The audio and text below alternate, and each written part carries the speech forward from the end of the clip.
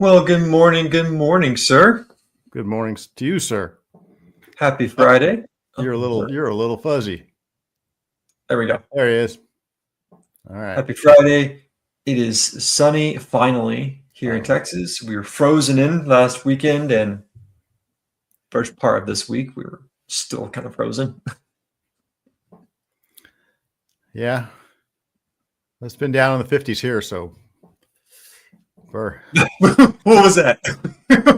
What was that? Oh, you're sending your friend pictures of gas prices, right? Yeah, I'm gonna start sending you pictures of thermometers. Yeah, fair. That's fair. Fair. Yeah. There's fair. Good morning, AC Cruz. Yeah, it was 7 degrees in Texas Monday morning. I woke up at work. I'm like, no, nope, no. I do not tolerate this. Hey, at least you were above zero. Up north, it was like True.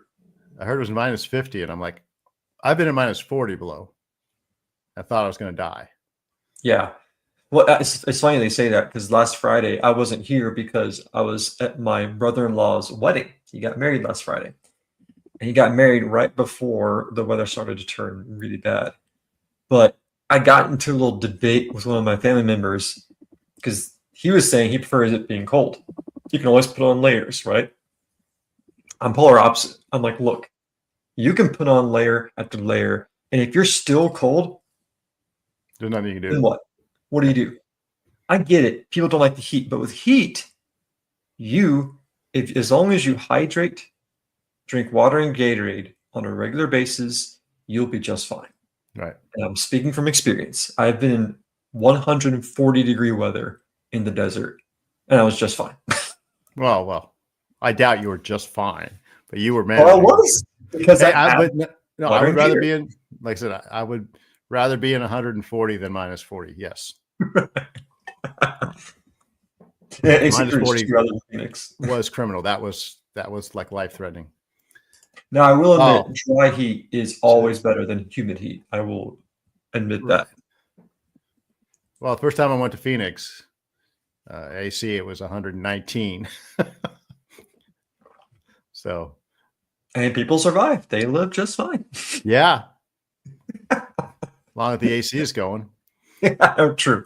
Fair enough. Alrighty, Patriots, let's go and get started. So the title is pretty simple, straightforward. Minneapolis folds. It has been crumbling for a long time. But like we talked about week before last, massive amounts of fraud were discovered in Minneapolis. Do you remember that, Joel? Oh, yeah. And now that more time has passed, we've learned that this fraud is not minimal. Apparently, we're talking to the tune of billions of dollars of taxpayer dollars gone because of this fraud. So, Joel, let me ask you a question. If you were in charge of the federal government, if you were in charge of some agency, and you found out that there are thousands of illegals in a city that has just been discovered to be the source of billions of dollars worth of fraud, what would your priority be? Would your priority be investigating the fraud or getting rid of the illegals causing the fraud? Need a little more information in this scenario. Mm-hmm. Am I in a Democratic administration or am I in a Republican administration? You're in this administration. You are in the administration this that administration actually gives you the tools you need to do your job. Oh, what would you do? I would probably do what they're trying to do right now, which is, do my Romans 13 duty as one in authority that was instituted to do right and punish wrongdoing. So that's what I would do. But now we've covered this verse many times in other videos, but this one's a little bit unique. On one hand, let's be honest. Let's be transparent here. Do any of us truly like the federal government? Probably not. There are some good elements to the Fed, fair enough. But if we all had a choice between being doing our own thing or being subject to a federal government, I would assume most of us would be for doing our own thing. I think that's pretty fair. What do you think, Joel? Yeah. I mean, that's the thing about the federal government. The founding fathers knew it's just, it serves to, an entity gets so big that it eventually starts serving just for the purpose of growing itself and feeding itself. Right. So, right. It's kind of like the plant and little shop of horrors, right? You got to keep feeding me, right. feeding me. Right. And then as soon as you run out of food, all of a sudden, okay, you're going to feed me literally, whatever. So, power corrupts, and absolute more power you have, the more corrupt you get. And especially if there's no watchdogs. Key word there, watchdogs. Right, making sure that there are checks and balances. Right. Here's the thing: we all need a government. You have to have a government for a functioning society. Cool. The question is, how big, how powerful, and what does that big government actually do? Right? Should they be involved in your personal lives, or should they simply enforce federal law? Well, in today's episode, we're talking about enforcing federal law. Right. Now, just out of curiosity, Joel, what federal law do you think we could be talking about today? Just take a wild guess. Which federal law? Yeah, like what federal law do you think we could be talking about today in relation to Minneapolis? Which specific federal law? About, I don't know, people who are here in the country, are they U.S. citizens or are they not?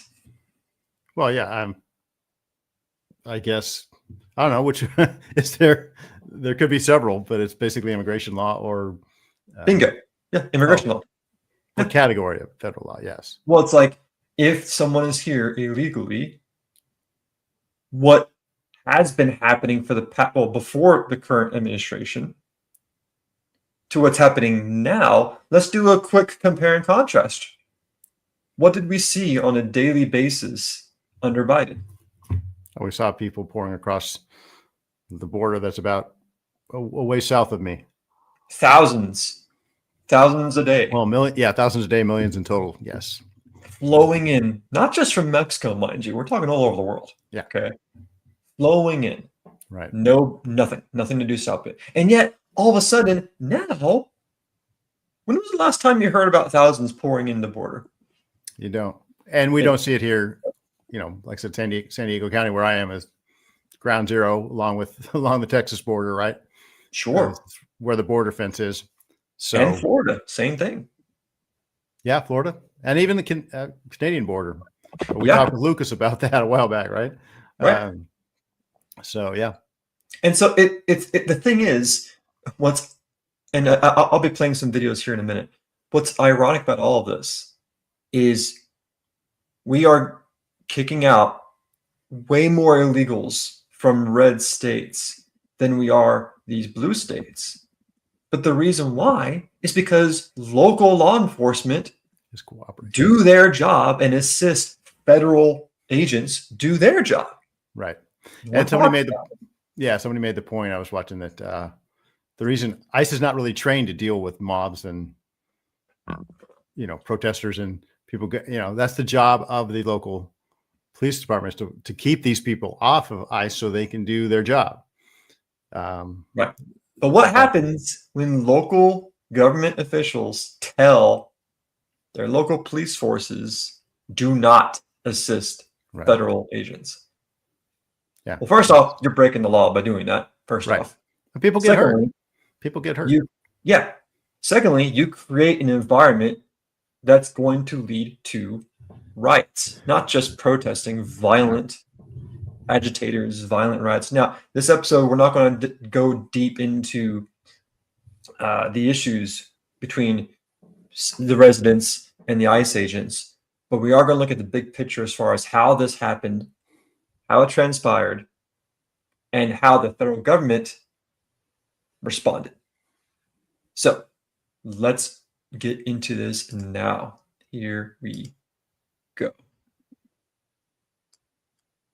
And then every single federal agency, from the Department of Agriculture to the Department of Education, to the HHS. This is about the initial fraud that was discovered. And keep in mind, Tim Walz was at the very head of this. Yeah. The FBI, to Homeland Security, to the Treasury Department, the SEC, they all collectively uncovered more and more fraud than anyone could have ever imagined in their wildest nightmares. I mean, Trump has said he's got reports that the fraud may be as high as $80 billion when all is said and done. $80 billion. And then, of course, you got Walz doing everything he could to distract the legacy media from this little embarrassment. So he went from lying to looting. He encouraged everyone in Minneapolis to rise up against these federal agents and actively thwart their law enforcement duties, which I don't see as anything other than treason and insurrection. And of course, that treason and insurrection got 2 radical activists killed in the process. But then the Trump administration received information on infiltrated, encrypted signal chats that were orchestrating these riots. And what they found was that the signal chat network didn't just involve clueless left-wing lunatics who had nothing else to do but harass ICE agents.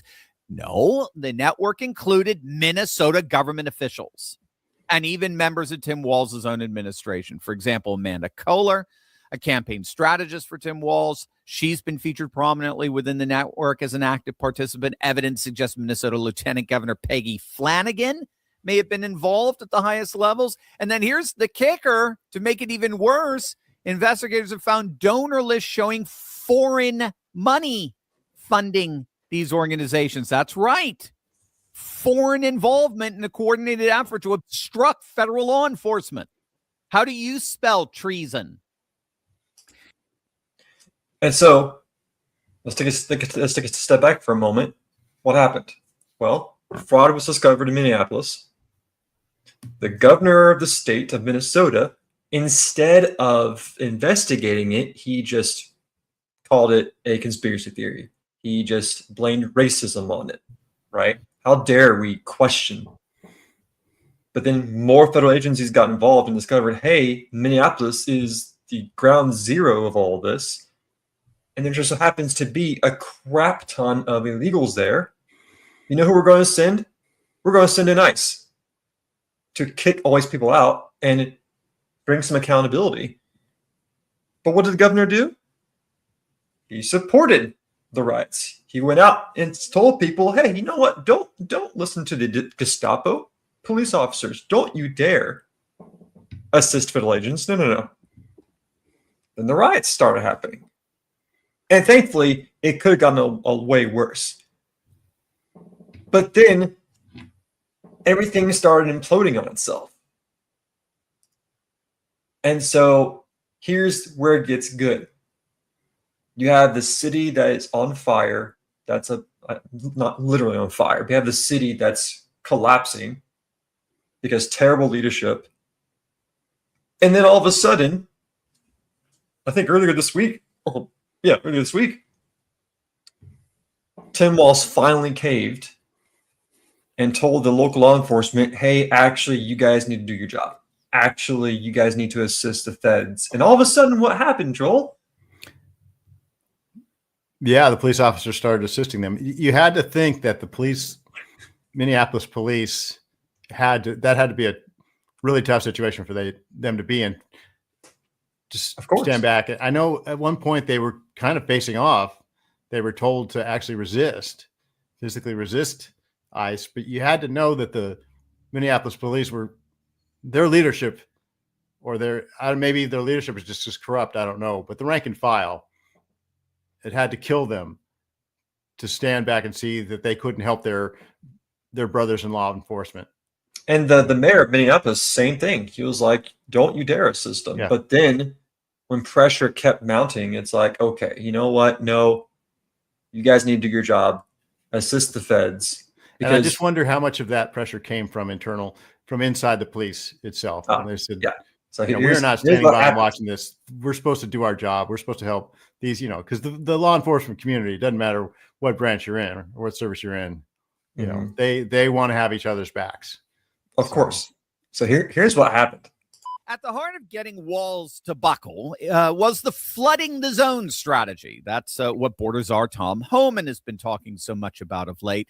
You overwhelm sanctuary cities with massive ICE presence. We're talking literally 5 times the number of their entire police department. And that overwhelming force eventually gets these sanctuary cities to cave. They give up on their sanctuary city policies precisely because the calculus isn't working anymore. Those policies are only exacerbating and increasing the amount of federal agents taking over their cities. And this is the goal for the Trump administration. The goal isn't to flood the zone. The goal isn't to send in, 100,000 federal troops into Minneapolis.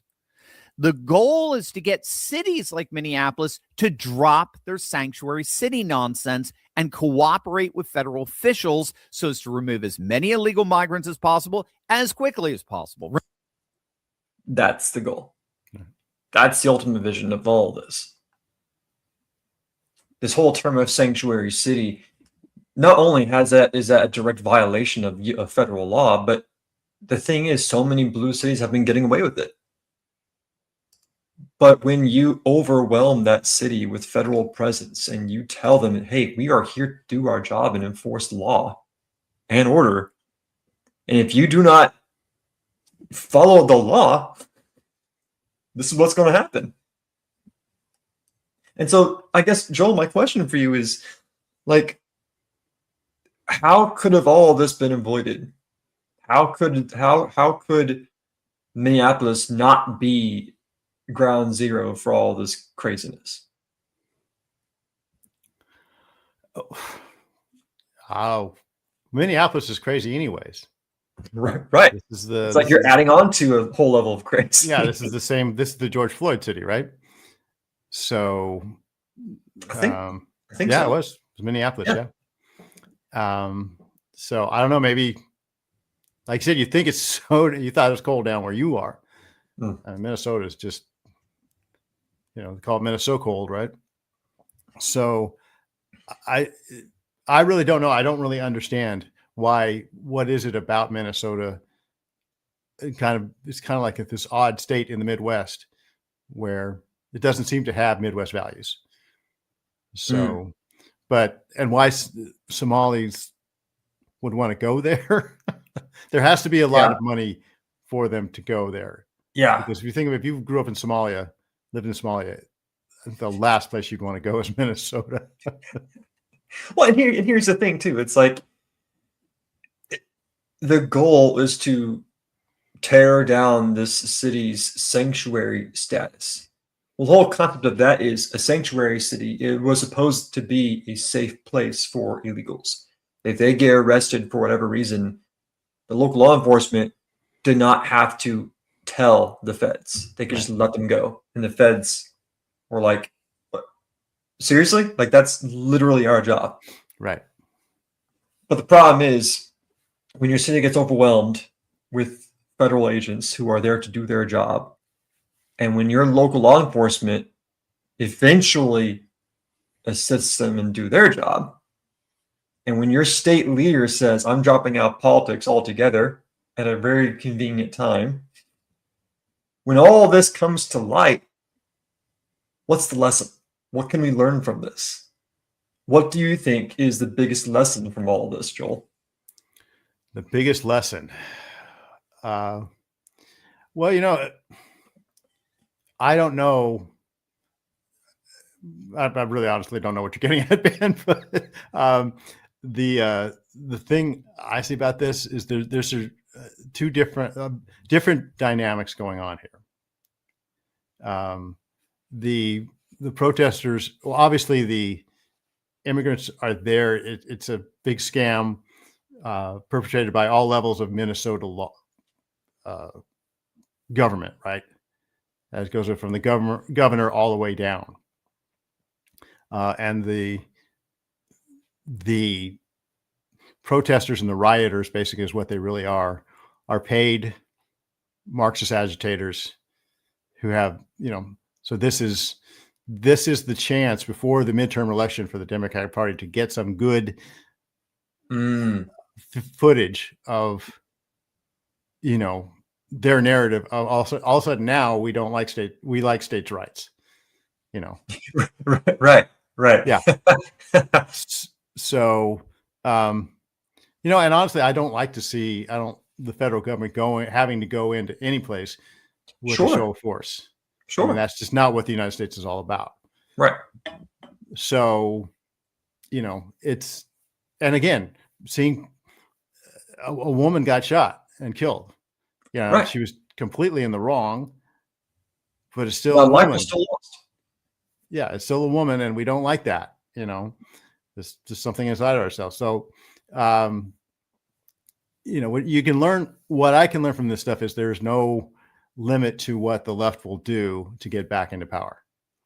Right. And here's the thing too. The lesson is just follow the law. Oh, just follow the freaking law. We as citizens are expected to follow laws. Right? Don't speed. Wear your seatbelt. You can't get alcohol unless you're 21 years old. You can't go do this. There's laws we follow on a day-to-day basis. Just follow the law. Do what Texas and Florida does. Have we seen riots like this in Texas and Florida? No, of course not, because local leaders would never, ever tolerate it getting this bad. Right. In red states. Are there protests? Sure there are. That's your American right. But local leaders and local law enforcement would never let it get that bad. Yeah.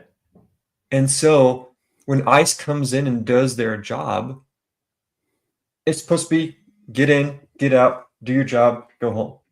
Right? Yeah. But that's what happened. Yeah. But that's, again, that's a different worldview. Right. That's going back to what John Adams said, we are a nation of laws and not a nation of men. That's like what was said in Romans. Yeah. Like our founding fathers knew what they were doing when they made this experiment called the United States of America.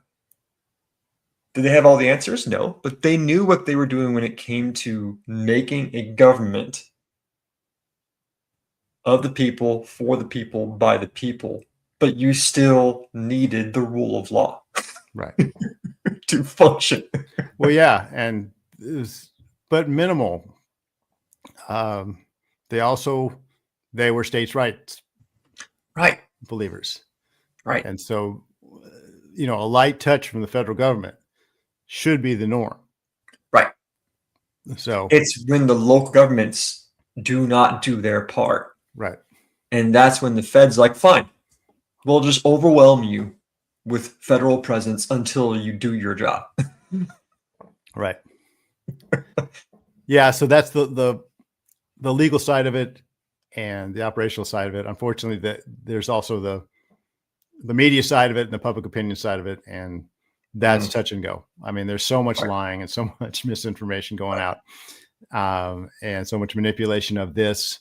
I mean, they're counting on things like that have happening, and as dumb as that woman was that picked up the grenade, her screaming for her mother like that is, they're going to play that up and say, oh, see this poor woman, if ICE wasn't there, whatever.